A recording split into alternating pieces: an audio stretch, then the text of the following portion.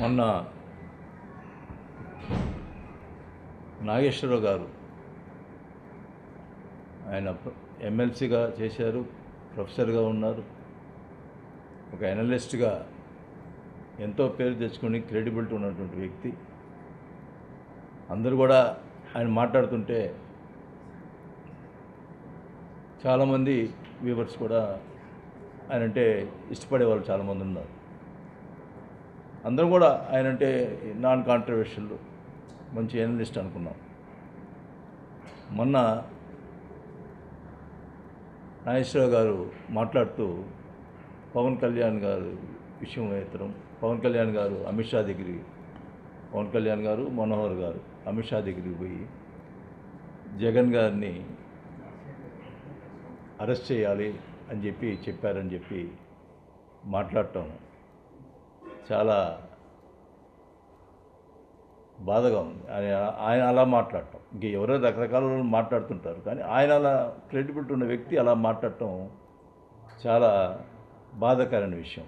ఎందుకంటే ఏదో పార్టీ వాళ్ళు ఇచ్చింది తీసుకొచ్చి చెప్పడం, మాట్లాడటం అనేది ఒక అనలిస్ట్ అది కరెక్ట్ కాదు. క్రెడిబిలిటీ పోగొట్టుకుంటున్నారు మీరు. అసలు మీరేమన్నా కళ్యాణ్ గారు మాట్లాడింది మరి మీరేమన్నా విన్నారా? ఏ రకంగా మాట్లాడుతున్నారు మీరు? ఎట్లా చెప్తా ఉన్నారు? ఏదో కోర్ కమిటీలో మాట్లాడారంటారు. అసలు ఎక్కడ జరిగింది ఇది? ఏం జరిగింది? అదా ఇంకోటి మాట్లాడతారు ఏమని, చంద్రబాబు గారు ఆయన తాత్కాలికం, జగన్ పర్మనెంట్ అని అమిత్ షా మాట్లాడారని మాట్లాడుతూ ఉన్నారు. సరే, మీరు మాట్లాడారు కదా, అంటే జగన్ గారు పర్మనెంట్ బీజేపీ తోటి సంబంధాలని ఒక్కసారి జగన్ చేత చెప్పించండి. అది మాకు బీజేపీ మాకు అనుకూలం అని ఒక్క మాట జగన్ చేత చెప్పించండి, మీరు మీ క్రెడిబుల్ నిలబడుతుంది.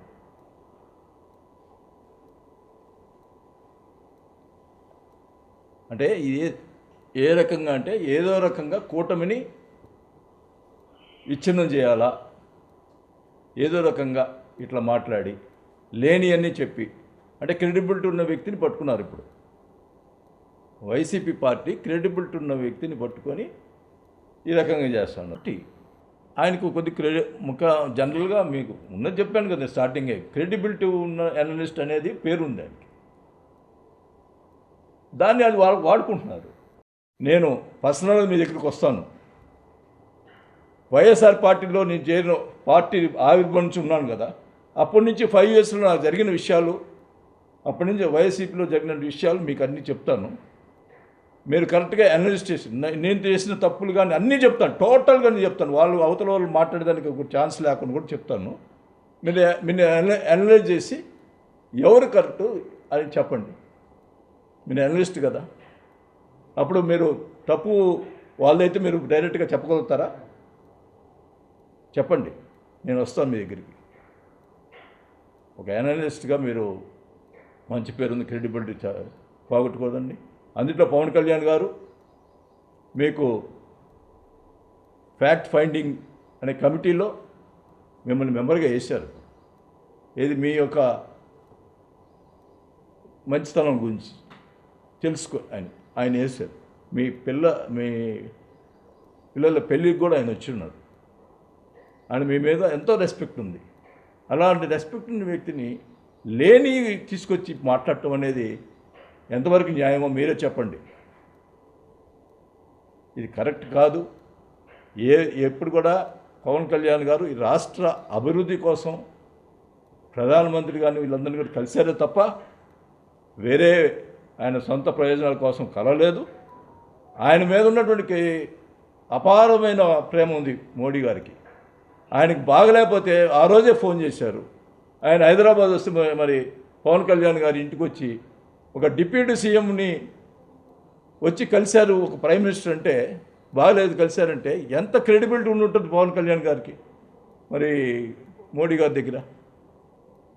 ఇది కూడా అందరూ కూడా ప్రజలు చూస్తూ ఉన్నారు. అనవసరమైన ఇది చేయదు. నేను ఒకటే అడుగుతా ఉన్నా, జగన్మోహన్ రెడ్డి గారి నోటి ద్వారా మేము బీజేపీకి సపోర్ట్గా ఉంటున్నాం అని చెప్పమనండి. మీరు మాట్లాడారు కదా, long relationship between BJP and YCP అంటున్నారు కదా, ఆయన చేత ఒక మాట మాట్లాడించండి. మళ్ళీ ఏమన్నా మైనారిటీ ఓట్లు కావాలా ఒక పక్క మళ్ళీ బీజేపీ మళ్ళీ ఏమైనా ప్రాబ్లమ్స్ వస్తాయని బీజేపీతో మాట్లాడండి. రెండు పక్కన జోడు చేయటం కరెక్ట్ కాదు. అదే అంటారు కదా, రెండు పడవల మీద కాలు పెట్టడం కరెక్ట్ కాదు. ఏదున్నా కానీ ఫెయిర్గా రాజకీయం చేయండి. ఊరికే పర్సనల్గా మాట్లాడటం మంచిది కాదు. ఎవరైనా మాట్లాడతారు, దానివల్ల అందరు కూడా ప్రజలు చూస్తూ ఉంటారు, క్రెడిబిలిటీ మీకే దెబ్బతింటుంది. అది మంచిది కాదని నేను కోరుకుంటాను.